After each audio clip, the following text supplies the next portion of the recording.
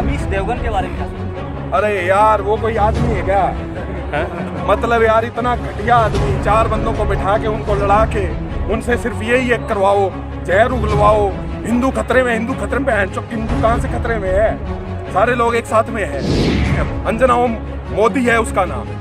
वो बोल चुकी है एक वीडियो में कि मैं हूँ, देखते रहिए आज तक, और मैं हूँ अंजना ओम। मो तक निकल गया था उसका, फिर मोक बंद होगी। वो बोल रही थी अंजना ओम मोदी। मतलब ये अपने आप को उसकी संतान मानते हैं, उसको अपना बाप मानते हैं, इसलिए इनके मुंह से निकला मोदी। कश्यप नहीं है, वो मोदी है। उसका नाम ही मोदी कर दो, अंजना ओम मोदी है उसका नाम। रजत शर्मा का क्या कहूँ यार, शुरू में यूँ ठीक ठाक लगता था कि आपकी अदालत बड़ा लंबा पुराना प्रोग्राम है, ठीक ठाक इंटरव्यू करता था, थोड़ी अपनी मिली जुली रखता था, थोड़ी सरकार का पक्ष लेता था, थोड़ा लोगों का लेता था। आज की डेट में देख लो तो यार अपना माथा पीट ले आदमी। कितना आदमी गिर सकता है, कितना सरकार की चाट सकता है। इससे बड़ा चाटुकार कोई पैदा नहीं हुआ हिंदुस्तान के अंदर। सुधीर चौधरी तो यार मतलब चौधरी लगा के उसने जाटों का नाम खराब कर दिया। पता नहीं जाट है कि किसकी औलाद है संदीप, ठीक है, एक नंबर का घटिया आदमी है। उसका तो वही खुलासा हो गया था जब इन्होंने स्कैम करा था। इनका वीडियो सामने आया था कोबरा पोस्ट के ऊपर, कभी भी सर्च मार के देखना, स्टिंग ऑपरेशन, जिसमें ये 100 करोड़ का सौदा कर रहे थे कि हम आपके पसंद की खबरें दिखाएंगे कथित तौर पर कांग्रेसियों से। और उसके बाद जब उसका खुलासा हो गया तो कहते हैं हम तो स्टोरी बना रहे थे। यार ये बढ़िया काम है कि हम तो स्टोरी बना रहे थे। बेवकूफ़ बनाने का काम करता है उसका डीएनए। सबसे घटिया प्रोग्राम है पूरी दुनिया का, लोगों को बेवकूफ़ बनाता है अनाप शनाप चीज़ें दिखा के। अर्नब गोस्वामी का तो कच्चा चिट्ठा आ चुका है इंटरनेट पे। हर किसान से, किसी से भी जो भी अंग्रेजी जानता है उससे मैं अपील करना चाहूँगा, सर्च करो अर्नब गोस्वामी चैट्स PDF, आपको वो नजर आएगा। घूमते घामते गाने गुने सुनते हो आप, उसकी चैट पढ़ते जाओ। रजत शर्मा आपको जो हमारी डेमोक्रेसी कहते हैं ना, एक एक पद सामने आ जाएगी। उसके अंदर खुलासा हो रहा है कि पीएमओ किस तरीके से शामिल है। पीएमओ उसको खबर बना के देता है। पीएमओ ने उसको पहले से बोला कि कहाँ से बालाकोट स्ट्राइक होगी और कब होगी, ये उसके पास जानकारी थी। इतनी संगीन जानकारी किसी के पास हो, कोई सभ्य देश हो, तो उसके अंदर सरकार मिनटों के अंदर गिर जाती है। पर यहाँ बेशर्मी की हदें पार हो चुकी है। आप देख रहे हैं यंगिस्तान न्यूज। इस वक्त मैं मौजूद हूँ गाजीपुर बॉर्डर पे, जहाँ पे किसानों के आंदोलन जारी है, जहाँ किसान एक और 3 कृषि कानूनों के खिलाफ विरोध प्रदर्शन कर रहे हैं। वहीं पे ये किसान गोदी मीडिया का भी विरोध प्रदर्शन कर रहे हैं और फुल फैक्ट के साथ कर रहे हैं। इन लोगों का शिकायत है और कंप्लेन है गोदी मीडिया से, क्योंकि ये जो आंदोलन है वो कवरेज जो जिस तरह से कर रहे हैं, इन लोगों में गुस्सा है, इन लोगों में उबाल है। हम कुछ लोगों से बात करते हैं और अधिक जानने की कोशिश करते हैं कि इन लोगों के पास क्या शिकायतें हैं ये गोदी मीडिया को लेकर के, कथित मेनस्ट्रीम मीडिया को लेकर के। सर, तो जिस तरह से मीडिया रिपोर्ट्स कर रही है इस आंदोलन को लेकर के, बहुत सारे ऐसे पत्रकार हैं, एंकर हैं, वो मतलब ट्वीट कर रहे हैं, फेसबुक पे अपडेट्स कर रहे हैं कि जो किसान कल तक बक्कल खोल रहा था, आज वही किसान गीदड़ की तरह भाग रहे हैं, गीदड़ की तरह रो रहे हैं। इस पर आप क्या प्रतिक्रिया है? सर, इस पे प्रतिक्रिया ये, सबसे पहले आपका बहुत बहुत धन्यवाद। सोशल मीडिया ने ही इस आंदोलन को जिंदा रखा है, तो आपका बहुत बहुत धन्यवाद उसके लिए। रही बात गोदी मीडिया की, गोदी मीडिया क्या है? गोदी मीडिया एक प्रोजेक्ट है जो कि 2014 से लागू हुआ। सबसे पहले जब ये पावर में आए तो इन्होंने अपने केस निपटाए। केस निपटाने के बाद इन्होंने मीडिया को खरीदना शुरू करा। ठीक है, जो मीडिया इनकी पसंद की मीडिया थी, इनकी बाणी बोल रही थी, जी न्यूज़ हो गया सबसे पहले। सुभाष चंद्रा कौन है? लोगों का मैं ध्यान देना चाहूँगा कि मीडिया और जो ताकत में पॉलिटिक्स है उसके बीच में कोई संबंध नहीं होना चाहिए। पर इस सरकार ने सबसे पहले ही अपना गठजोड़ बनाया मीडिया के साथ। सुभाष चंद्रा को बनाया MP, ठीक है, वो बीजेपी से राज्यसभा का सांसद बना। तो इससे पता लगता है कि किस तरह का इनका गठजोड़ है। उसके बाद आप आज की डेट में दैनिक भास्कर का जो मालिक है वो कौन है? उसको भी MP बनाया है। उसके बाद आप देख लो, किसी भी एंकर को देख लो, किस तरह की ज़बान वो बोल रहे हैं। लोग जो उनको देख रहे हैं उनको वो किस तरीके से भरमा रहे हैं। एक भरमाने का काम मोदी जी खुद करते हैं, दूसरा भरमाने का काम ये गोदी मीडिया करता है। आप जिन जिन एंकर की भी बात करें, जो बड़े बड़े चैनल हैं, सबसे पहले जो सबसे ज़्यादा चिल्लाता है उसकी बात, ठीक है, सबसे ज्यादा चिल्लाता है रिपब्लिक भारत का अर्नब गोस्वामी। पहले वो म्याऊं बिल्ली हुआ करता था, लेकिन अब वो उछल के बंदरों की तरह उछल के प्रोग्राम करता है। कभी वो बाबा रामदेव को कच्छे से पकड़ ले, कभी वो कुछ और करे। ये नाटक ही है इनके बदले। सबसे पहले ये कहूंगा कि उसका चैनल कभी भी म्यूट कर दो। आपको जो नीचे हेडलाइन दिखेंगी और आपको जो ग्राफिक दिखेगा उसमें आग दिखेगी, बम दिखेंगे और इस तरीके का दिखेगा। आप उसको पाकिस्तान, हर दूसरी डिबेट उसकी पाकिस्तान के ऊपर है। आप देखोगे, हम क्या पाकिस्तान में रहते हैं क्या? मैं यहाँ पे मौजूद शख्सों इनसे भी पूछना चाहूंगा, कभी आपने असम की न्यूज़ सुनी है? क्या वो भारत में नहीं है? क्या आपने उड़ीसा की न्यूज़ सुनी है? क्या वो भारत में नहीं है? हमें पाकिस्तान से क्या लेना देना है? पाकिस्तान की औकात अफ्रीका के सबसे गरीब देशों से भी नीचे है, उसकी दयनीय हालत है। हमें उससे कोई लेना देना नहीं, लेकिन ये दुश्मन क्रिएट किए जाते हैं मीडिया के द्वारा हमें भरमाने के लिए। क्योंकि जब भी कोई जनता के मुद्दों पे फंसो, बिजली, पानी, स्वास्थ्य, शिक्षा, इसके ऊपर फंसो, तो पाकिस्तान में अयर बहना मैंने ये कर दिया है, मेरा ये जो ड्रामे करता है मोदी, इसी तरह करता है ना। आपके दुगदुगी बना, यहाँ पे चौराहे पे तमाशा दिखाने वाला आ जाए, बंदर दिखाने वाला, वो कैसे बात करेगा?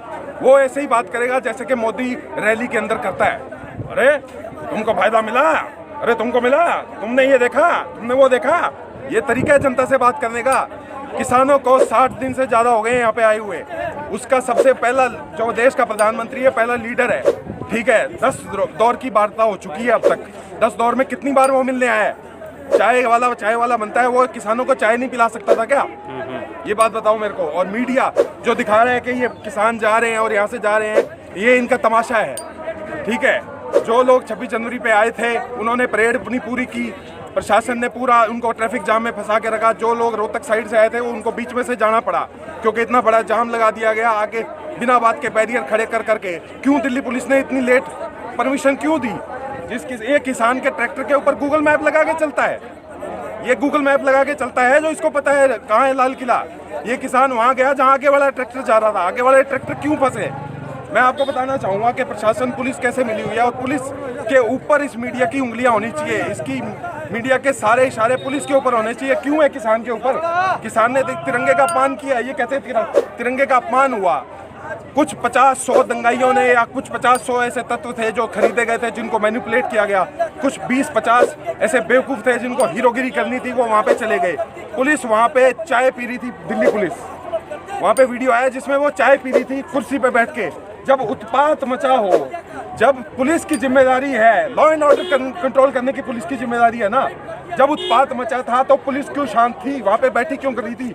हमारी आर्म फोर्सेस, पुलिस हमेशा ये कहते हैं कि भाई हम देश की सबसे ज़्यादा आन बान शान के लिए हम जान भी दे देते हैं, कहते हैं कि नहीं कहते? तो क्यों दिल्ली पुलिस के जवान से पूछना चाहूँगा, भाई तुम्हारे में से किसी का खून नहीं खोला? तुमने किसी को मारा क्यों नहीं? फिर तुमने अपनी जान क्यों नहीं दी? क्यों बैठ के वहाँ पे चाय की चुस्कियाँ ले रहे थे? किस बात की शाबाशी दे रहे?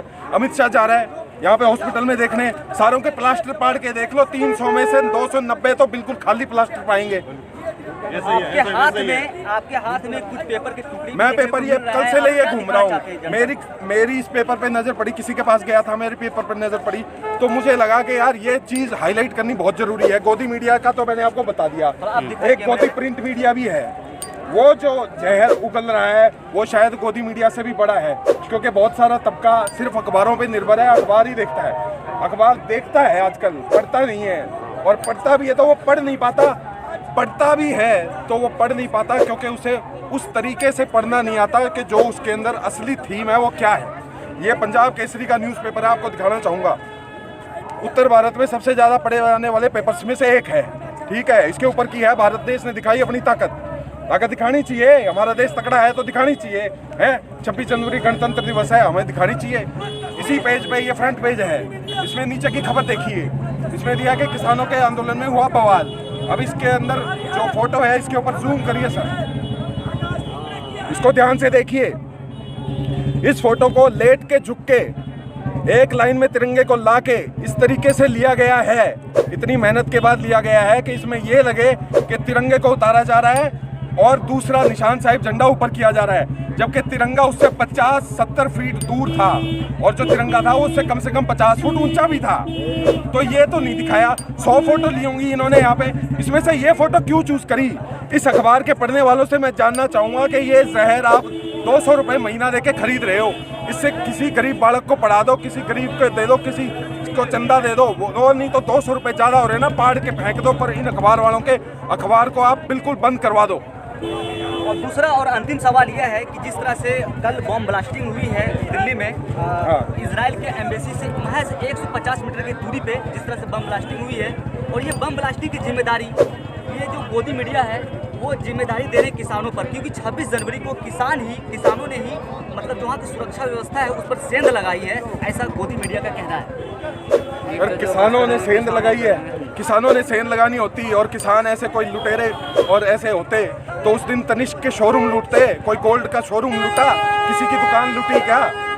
क्यों वो बम भेजेंगे? यहाँ किसानों के खाने के लाले पड़े हुए हैं, यहाँ पे 2 दिन से बिजली पानी नहीं है। कौन सी सरकार ऐसा करती है? ये कोई कंसंट्रेशन कैंप थोड़ी है जर्मनी का कि जहाँ पे पानी नहीं मिलेगा, बिजली नहीं होगी, कि अपना फ़ोन चार्ज ना कर सके। यहाँ पे इंटरनेट काटा गया है, इंटरनेट पे कभी बात ना हो सके, किसी से घर पे बात होगी तो घर वाले सिर्फ और सिर्फ उनके पास ऑप्शन है कि गोदी मीडिया देखेंगे और ये गंदे अखबार पढ़ेंगे।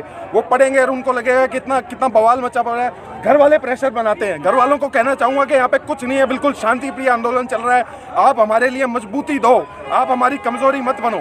जी, 3-4 पत्रकारों के बारे में आपसे हम पूछेंगे, उनके बारे में 2-2 लाइन जो भी आप कह सकते हैं उनके बारे में बताइए। सबसे पहले जो है अर्नब गोस्वामी का तो कच्चा चिट्ठा आ चुका है इंटरनेट पे। हर किसान से, किसी से भी जो भी अंग्रेजी जानता है उससे मैं अपील करना चाहूँगा, सर्च करो अर्नब गोस्वामी चैट्स PDF, आपको वो नज़र आएगा।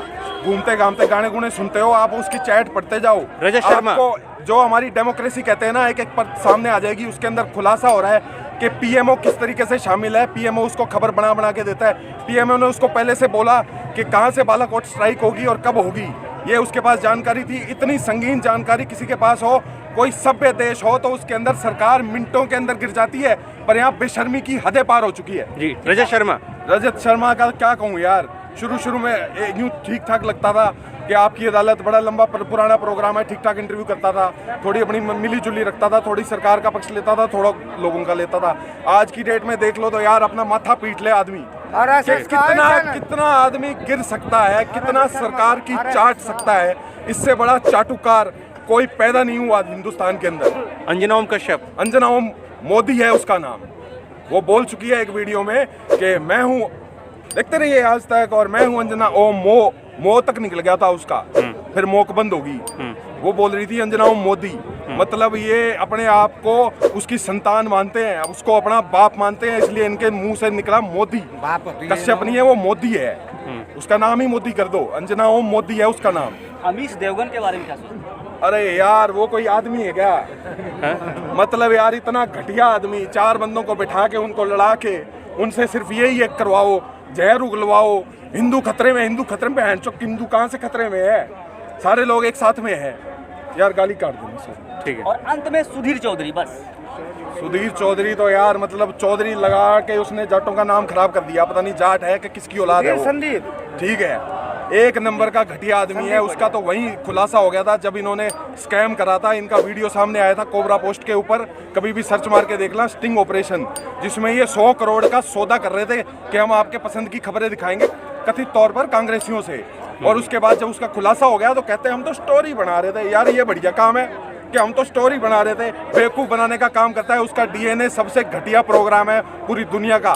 लोगों को बेवकूफ़ बनाता है अनाप शनाप चीज़ें दिखा के। असली चीज़ है यहाँ पे ये है किसान की आवाज़ इनमें से कोई नहीं पहुँचाता। और बेहद शर्म की बात है कि इसको हम मीडिया कहते हैं, इसको मीडिया कहना भी एक किस्म का गुनाह है। और सबको ये अखबार बंद करा देने चाहिए, हाथ जोड़ के रिक्वेस्ट है।